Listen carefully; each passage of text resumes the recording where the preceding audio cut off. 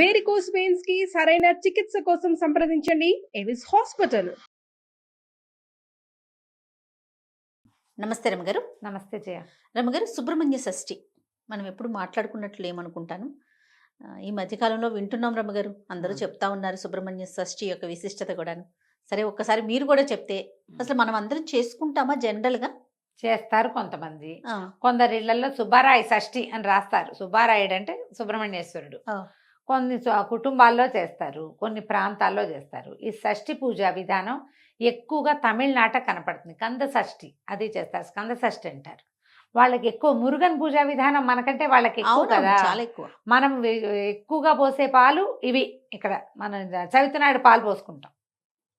నాగపంచమికి శ్రావణ మాసంలో పోస్తారు ఇంకొంతమంది. అవును, నాగపంచమి, నాగుల చవితి. ఈ సుబ్రహ్మణ్య షష్ఠి నాగ సంబంధమైందే అయినప్పటికీ ప్రత్యేకంగా సుబ్రహ్మణ్య ఆరాధన కోసం చెప్పబడింది అనమాట. స్కందోత్పత్తి అవి చెప్పుకోవచ్చు.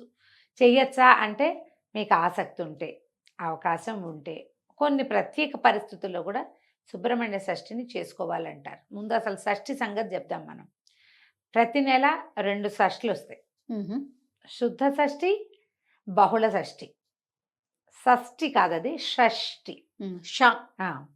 ఈ షష్ఠిలో సుబ్రహ్మణ్య ఆరాధన చేయాలని చెప్తారు. సాధారణంగా శుద్ధ షష్ఠే ఉపయోగపడుతుంది దీనికి. ప్రతి నెల కూడా షష్ఠి నాడు మనం పూజ చేసుకోవచ్చు. షష్ఠి పూజ చేయటం అంటే కుమారస్వామిది, బాలకుమారస్వామి ఉంటాడు కదా, బాలసుబ్రహ్మణ్యం, చిన్న పిల్లవాడి ముఖంతో ఉన్న బాలసుబ్రహ్మణ్యాన్ని పెట్టుకోవటం. తర్వాత సంతానం లేని వాళ్ళు ఎక్కువగా, తర్వాత జాతకంలో కేతువు యొక్క ప్రభావం అధికంగా ఉన్నవాళ్ళు, వివాహం ఆలస్యం అయ్యేవాళ్ళు, వీళ్ళకి ఈ స్కంద షష్ఠి పూజా విధానాలు చెప్తారు ఎక్కువగా. సో సుబ్రహ్మణ్య ఆరాధన చేస్తే కదలీవంద్య, కాకవంద్యాది దోషాలు పోతాయని చెప్తారు. ఇప్పుడు మన అరటి చెట్టుకి ఒకటే గేలేస్తుంది, తర్వాత ఇంకేం కాయదు అది. అవును, చెట్టు తీసేస్తాం. కాకి కూడా వంధ్యత ఉంటుంది, ఒకసారి గుడ్లు పెడుతుంది అంటారు. ఏమో మరి అలాంటిగా విన్నా నేను, అవునో కాదో అయితే నాకు తెలీదు. కానీ అలాంటి వంధ్యాదోషాలు అంటే గొడ్డుతనం తగ్గిపోతుంది అనమాట, పోతుంది. సంతానం కలక్కపోవటం అనే సమస్య తీరిపోతుంది ఆడకైనా మొక్కైనా స్కంద పూజా విధానం చేస్తే. తమిళనాట విరివిగా చేస్తారు. ఆర్పడై వీడు అంటారు. 6 సుబ్రహ్మణ్య క్షేత్రాలని విశేషంగా దర్శిస్తారు. ఈ సుబ్బరాయ షష్ఠికి అసలు వాళ్ళకి దేవాలయాల్లో ఖాళీయే ఉండదు. మన దగ్గర కూడా షష్ఠి పూజా విధానం ఉంది. నేను కూడా చేశాను షష్ఠి పూజ. ఈ షష్ఠి పూజకి నాకు చెప్పబడింది ఏంటంటే, షష్ఠి ఆదివారం వచ్చిన రోజున సెలెక్ట్ చేసుకోండి అన్నారు. షష్ఠి ఆదివారం సంవత్సరంలో కొన్నిసార్లు వస్తుంది. వాళ్ళ మొదలుపెట్టి తర్వాత ప్రతి ఆదివారము పూజ చేసుకోమన్నారు. 6 ఆదివారాలు పూజ చేసుకున్నాం మేము. అదేంటి, పాము పడగ తీసుకొచ్చుకొని ఆ పడగకి పూజ, సుబ్రహ్మణ్య ఆరాధనే. సుబ్రహ్మణ్య స్తోత్రాలు అవి దొరుకుతాయి కదా. తర్వాత కరావలంబ స్తోత్రం దొరుకుతుంది. కరెక్ట్గా మనం గోత్రనామాలతోటి ఇది చెప్పుకొని, సంతానం కావాలని చెప్పుకొని పూజ చేసుకోవటం. 6 వారాలు పూర్తయ్యాక చివరి వారం 6వ వారం నాడు, 5 వారాలు ఇంట్లో చేసుకోవటం, 6వ వారం ఆదివారం నాడు ఈ పడగను తీసుకెళ్ళి దేవాలయంలో ఇచ్చేసేయటం. ఆ రోజు అక్కడ పాలు పోసుకొని అక్కడ పూజ చేసుకోవటం. నేను చేశాను జయ. ఇది నాకు బోధ ఉంది. మా మామయ్య ఒక ఆయన చెప్పారు ఇది చెయ్యమని. ఎలా అనిపించింది రమ్మగారు? మరి ఎలా అనిపించింది అంటే, నాకు 2 అబ్బాయిలు ఉన్నారు. పెళ్ళైన కొత్తలో మొదట 3 సంవత్సరాలు 2 ఏళ్ల పాటు కొంచెం ప్రెగ్నెన్సీ ఇష్యూస్ ఉన్నాయి నాకు. అప్పుడు కొంచెం జాతకంలో నాగదోషం ఉందని మా మామయ్య, మేము సుందరబాబు మామయ్య అంటాం, కాలం చేశారు. కానీ చాలా మంచి మనిషి, కరెక్ట్గా చెప్పేవారు జాతకం. కొన్ని విషయాలు మాత్రం ఆయనే మా అమ్మకి చెప్పారు, నాగదోషం ఉంది, సంతానం కొంచెం కష్టం అవ్వచ్చు, అది కనపడుతోంది, మిస్క్యారేజెస్ లాగా కూడా ఉండేది. అందుకని దీన్ని ఇలా దానికి రామేశ్వరంలో కనుక నాగప్రతిష్ఠ చేస్తే ఇది పోతుంది అని. అంత పెద్దవి చేయలేరు, ఏదైనా చిన్నది చెప్పమంటే అప్పుడు ఆయన ఒక నాగపడగ తెచ్చుకోండి, 6 వారాలు పూజ చేయాలి దీనికి. 6వ వారం మోపిదేవిలో ఇచ్చేయమన్నారు. కృష్ణా జిల్లా మోపిదేవి ఉంది కదా, 6వ వారం మోపిదేవి వెళ్ళి పాము పడగని సర్పాన్ని అక్కడ ఇచ్చేసాం. ఆ రోజు అక్కడే పాలు పోసాం, పుట్ట ఉంటుంది లోపల, పాలు పోసాం. అక్కడ ఏదో అర్చన చేయించుకుని వచ్చాం. తర్వాత కన్సీవ్ అయ్యాను. సో రెండోసారి అబ్బాయికి పిల్లల మధ్యలో కూడా నాకు మిస్క్యారేజెస్ ఉన్నాయి. ఈ విషయం నిజానికి వెరీ పర్సనల్ మ్యాటర్. ఇది ఏ సందర్భంలో ఇది చేస్తారో చెప్పడం కోసమే ఇది నేను చెప్తున్నా. నేను కూడా చేశాను. నిజానికి ఇది ఎక్కువగా తమిళనాడులో చేసే పద్ధతి. జాతకంలో ఏదైనా ఇలాంటి నాగదోషాలు అలాంటివి ఉంటే తప్పకుండా సుబ్రహ్మణ్య ఆరాధన చేయాల్సిన విధి. స్కంద జననం అని ఒక ఘట్టం ఉంది రామాయణంలో. స్కందుడు ఎట్లా జన్మించాడు, సుబ్రహ్మణ్యుడు కుమారస్వామి ఎట్లా పుట్టాడు, ఆ కథ చాలా విశేషంగా ఉంటుంది. వాల్మీకి రామాయణంలో స్కంద జననం అయినా పారాయణ చేసుకోవచ్చు, దానికి తెలుగు అర్థం దొరుకుతుంది, అదైనా చదువుకోవచ్చు.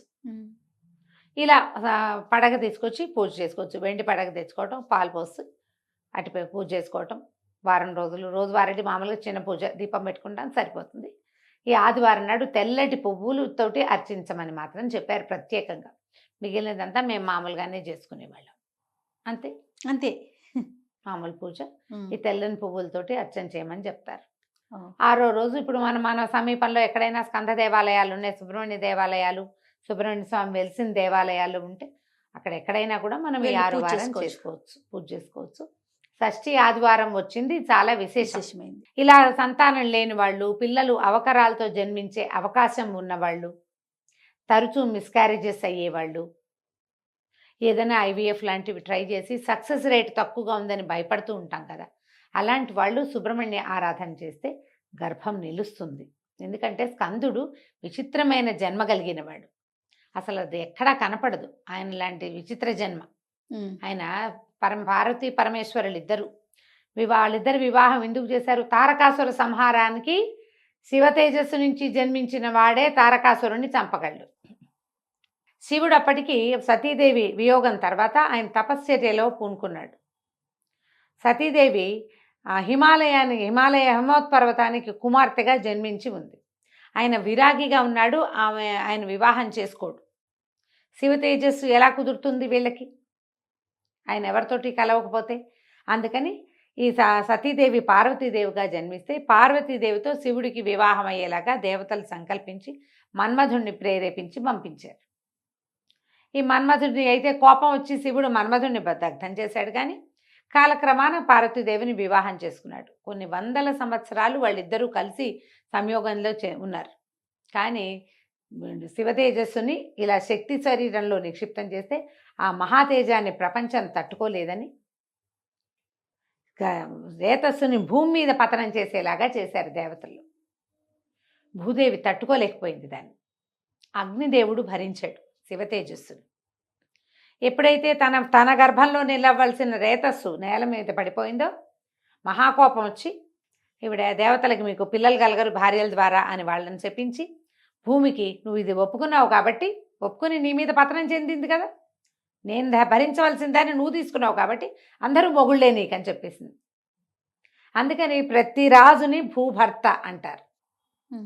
భూపతి అంటే ప్రతి రాజు భూమికి భర్తే, అందరూ భర్తలే. ల్యాండ్ లార్డ్ అంట. ఆ ల్యాండ్ ఎవరిదైతే వాడే ల్యాండ్ లార్డ్. సంతానం దేవతలకు సంతానం కలగదు. ఈ శివరేతస్సును ఏం చెయ్యాలో తెలియలా. అప్పుడు బ్రహ్మదేవుడు దీని ప్రకారం ఈ శివరేతస్సు అగ్నిలో ఉన్నదాన్ని గంగానదిని ఒప్పించి ఆమె యందు విడిచిపెట్టారు.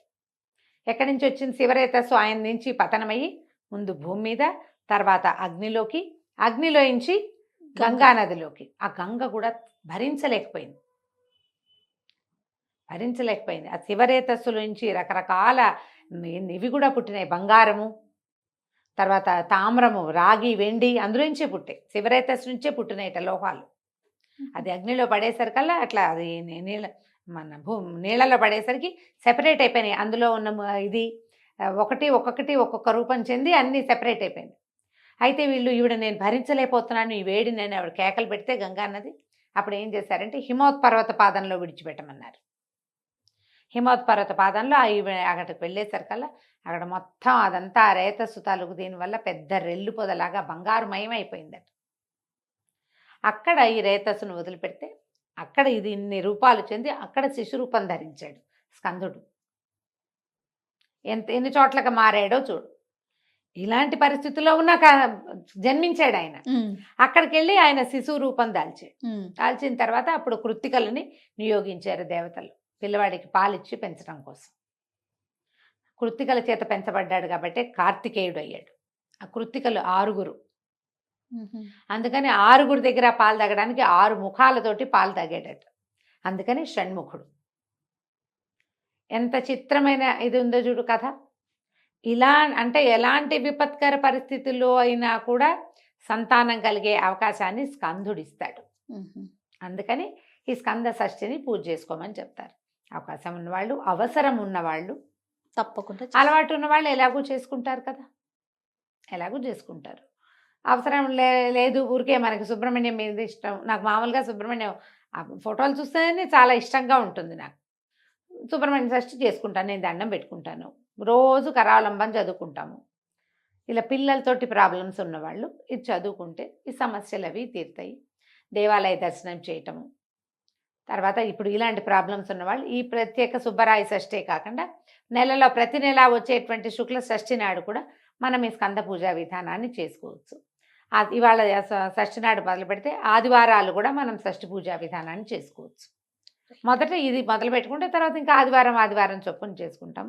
ప్రధానంగా నాగదోషం, సర్పదోషం లాంటివి ఉంటే వాటి నివారణకే ఈ పూజా విధానము. స్కందచరణ పారాయణం అవి చేసుకున్నా కూడా చాలా విశేషమైన ఫలితం ఇస్తుంది. అవసరం ఉన్నవాళ్ళు చేసుకోండి అంతే. లేదా ఇది ఒక పర్వదినము, ఈరోజు నేను చేయాలంటే ప్రత్యేకంగా నిరాహారంగా ఉంటారు, తరిగిన కూరలు తినరు, దాంపత్యం పనికిరాదు. ఈ పూజ కనుక ఏదైనా చేసుకునేటట్టయితే ఇది పనికిరావు. ప్రత్యేకంగా దీన్ని ఎలా ఇవాళ సూర్యోదయం నుంచి రేపు సూర్యోదయం వరకు ఉపవాసమే, అన్నం తినకూడదు. నివేదన చేసిన ప్రసాదాన్ని తీసుకోవచ్చు.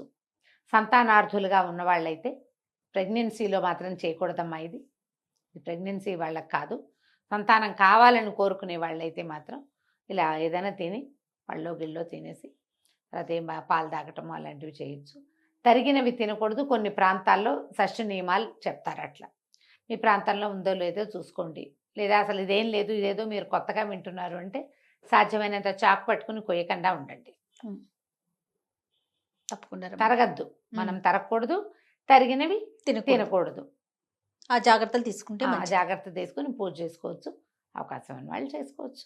తప్పకుండా అండి. నమస్తే. నమస్తే.